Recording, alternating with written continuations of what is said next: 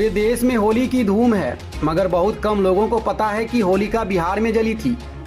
होली से अनेक पौराणिक कथाएं पूर्णिया से जुड़ी हुई है। होली के एक दिन पूर्व होने वाले होलिका दहन का भी संबंध बिहार के पूर्णिया जिले से ही है।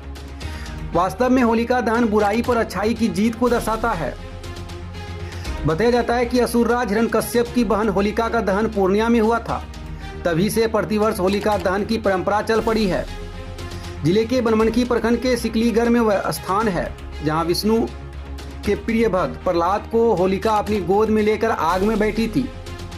होलिका तो भस्म हो गई, मगर भक्त प्रहलाद को भगवान विष्णु ने बचा लिया। भगवान विष्णु ने उसी समय नरसिंह के रूप में अवतरित होकर हिरण्यकश्यप का वध किया था। जिस खंबे से भगवान विष्णु ने नरसिंह अवतार लिए थे, उस खंबे का अवशेष आज भी मौजूद है। वहीं असुरराज हिरण्यकश्यप का महल का अवशेष बचा हुआ है, जो जमीन में समा गया है। मान्यता के अनुसार हिरण्यकश्यप के पुत्र प्रहलाद भगवान विष्णु के परम भक्त थे, जबकि हिरण्यकश्यप भगवान को नहीं मानते थे और खुद को भगवान मानने के लिए कहते थे। इसलिए उसने कई बार अपने पुत्र को मारना चाहा, लेकिन वे बच जाते थे। हिरण्यकश्यप की बहन होलिका को वरदान था कि वह आग में नहीं जलेगी, इसलिए होलिका की गोद में प्रहलाद को बैठाकर आग के हवाले कर दिया गया था। लेकिन होलिका जल गई और प्रहलाद बच गए। फिर उन्हीं खंभे से बांधकर वध करने के लिए जैसे हिरण्यकश्यप तैयार हुए, भगवान ने नरसिंह के रूप में खंभा से प्रकट होकर हिरण्यकश्यप का वध किया। यहाँ की विशेषता बताएं, क्या किस तरह की पूजा अर्चना होता है? उग्रम वीरम महाविष्णु ज्वाला रूप सर्वदे मुखम नरसिंह रूप भीषणम भद्रम मृत्यु मृत्यु नमामि हम केशव घृत नरहरि रूप जय जय जय नरसिंह हरि। यहाँ का पौराणिक प्रथा, यहाँ का राजा थे हिरण्यकश्यप ब्रह्मा जी से वरदान ले लिए थे। ब्रह्मा जी वरदान दे दिए, वो ना आप दिन में मरेंगे, ना रात में मरेंगे, ना अस्त्र ना शस्त्र से। उसको अभिमानी हो गए और अभिमानी होने के बाद देव और मुनि को सताने लगे। देव और मुनि को सताने के बाद भगवान का उनके भक्त प्रहलाद उनके माँ के गर्भ में रहे। माँ का नाम था गायादू के गर्भ में रहने के बाद इंद्र भगवान ने उसको अपहरण कर ली। इंद्र भगवान अपहरण करने के बाद इंद्र भगवान नारद जी उसे होकर के जा रहे थे। नारद जी पूछे कि कहाँ ले जा रहे हैं? गाय महिला तो गाय का रूप होता है, ये तो गाय है, इसको जहाँ बांधिएगा वहाँ बांधे रहेगा, इसका कोई दोष नहीं। कल के इसके पेट में गर्भ में भक्त प्रहलाद पल रहा है, जो कि वो राक्षस कुल से निकलेंगे। वो जो निकलने के बाद पूरे संत और देव मुनि को तबाही करेंगे। देव तबाही करने के बाद प्रलय हो जाएगा। तब नारद भगवान ने बोले कि हम इसका रच रचेंगे और शतरंज रच करके गयादू के जा करके गोत्र में ही अपना ज्ञान देने लगे नारद जी। जब नारद जी ज्ञान दिए, गोत्र से जब निकले, भक्त प्रहलाद जब निकले, तो भक्त प्रहलाद निकलने के बाद अपना पिताजी का बात बोलते थे, पिताजी हम तुम्हारा भगवान हैं। और भक्त प्रहलाद बोलते थे हम मेरा हरि भगवान है।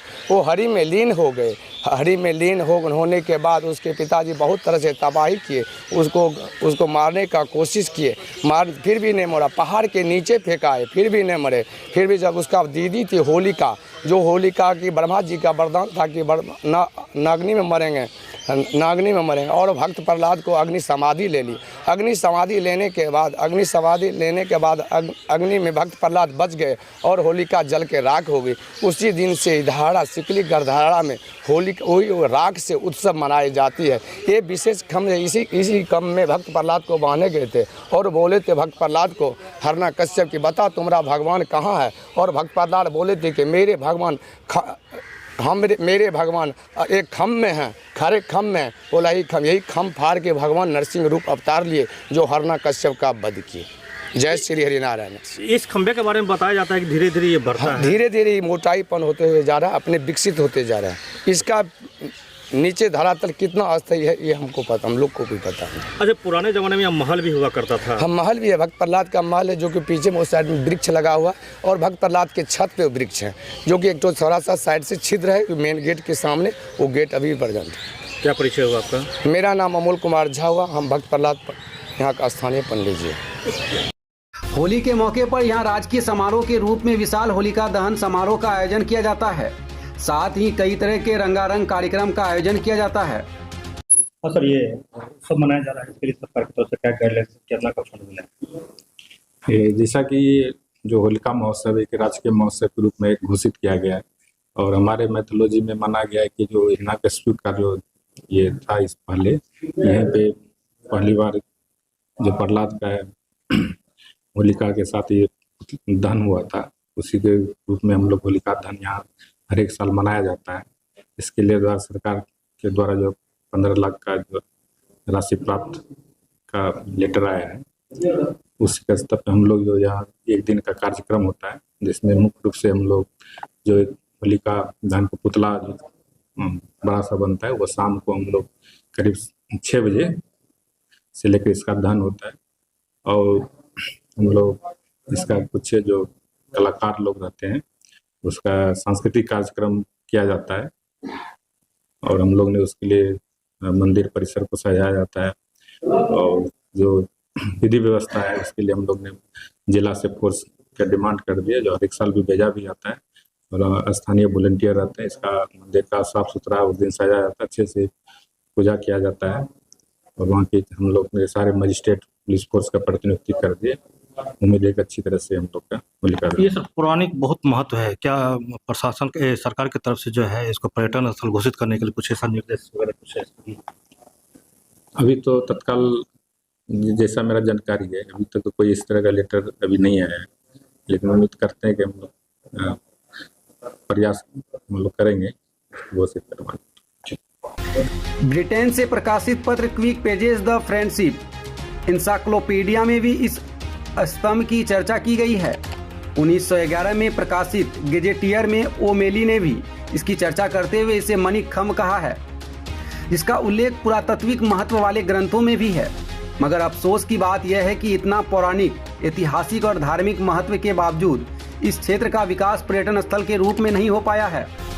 इस जगह की जानकारी के बाद जो भी पर्यटक यहाँ आते हैं, उन्हें इतने बड़े धार्मिक स्थल को देखकर आश्चर्य होता है और सरकार के प्रति नाराजगी भी होती है। क्या देख रहे हैं? जी, यहाँ पे हम 2 बार घूमने आए हैं अभी तक में, और ये जो नरसिंह अवतार है, ये देखिए बिहार में इसका प्रचार प्रसार का बहुत कमी है। प्रचार प्रसार इसलिए कमी है, सरकार इस पर ध्यान नहीं दे रही है। नहीं तो एक नरसिंह अवतार एक हमारे यहाँ अवतार है और एक टूरिस्ट प्लेस बन सकता है, पर्यटक प्लेस बन सकता है, पूर्णिया के क्षेत्र को विकास हो सकता है, डेवलपमेंट हो सकता है इस जगह से, पर सरकार इस पर ध्यान नहीं दी है, जिसका अपेक्षा का शिकार है ये, और इसी वजह से जो इसका प्रचार प्रसार नहीं हो रहा है। जबकि हम लोग नरसिंह अवतार समझ लीजिए कि एक धरोहर के रूप में माना जा सकता है। अब मान चलिए देवघर है, देवघर में इसके लिए मंदिर की वजह से डेवलप हो रहा है हर जगह पे। अयोध्या में तो डेवलप हो रहा है, राम जी का जन्म है।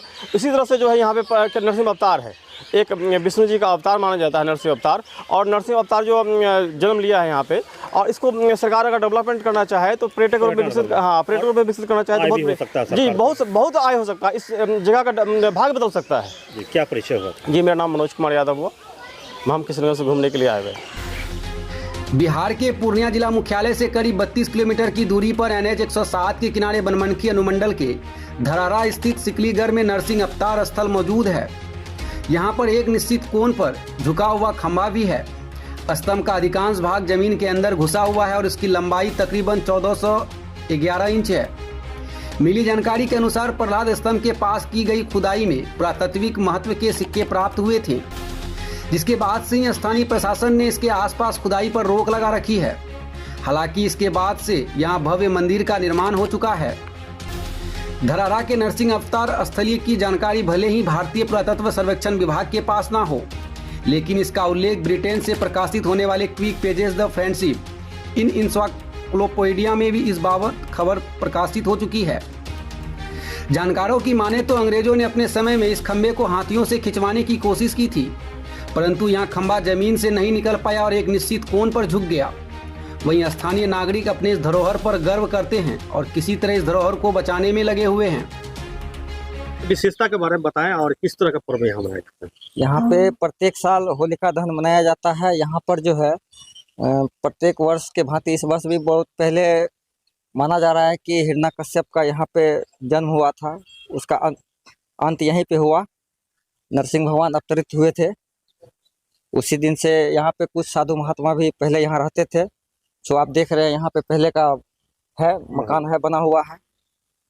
कुछ कारणवश से जो है इसको नहीं तोड़ा गया और प्रत्येक साल यहाँ पे अच्छा पूरा धूमधाम से हम लोग होलिका दहन मनाते हैं और अच्छा सांस्कृतिक कार्यक्रम 6 बजे यानी 2 बजे से चालू हो जाता है और रात्रि के 8, साढ़े 8, 9 बजे तक प्रोग्राम होते रहता ये है। बताइए पुरानी कितनी महत्ता है, फिर भी इसके अलावा सरकार जो है यहाँ पर्यटन के रूप में विकसित नहीं हो पाया। यानी पर्यटन के रूप में कुछ अब आगे सरकार जाने, हम लोग तो खैर यहाँ अस्थाई निवासी हैं और उस स्तर से हम लोग को जितना होता है उतना सबको आदमी मिल के कर लेते हैं। अब आगे बात हो रही है सरकार से। कितना गर्व होता है कि होलिका का पर्व बहुत यहाँ से बहुत जुड़ा हुआ है, आप बहुत लोग यहाँ के बहुत निवासी हैं। बहुत दूर दूर से आदमी आते हैं यहाँ पे। जैसे 1 जनवरी जब होता है तो बहुत दूर दूर से आदमी लोग आते हैं, यहाँ पिकनिक मनाते हैं और उसके बाद काफ़ी ज़्यादा संख्या में भीड़ रहती है। आपको यहाँ से रोड तक जाने में कम से कम 1 घंटा लग जाएगा, इतना भीड़ रहती है यहाँ पे कि और ऐसा लगता है कि आपको यहाँ पे जब रहिएगा शाम में, जब होलिका दहन होती है तो लगता है कि जैसे कि ऑक्सीजन का जैसे कमी हो जाता है, उस टाइप से हो जाता है। क्या परिचय हुआ? मेरा नाम है बबलू कुमार शाह, मैं यहाँ का स्थायी निवासी हूँ।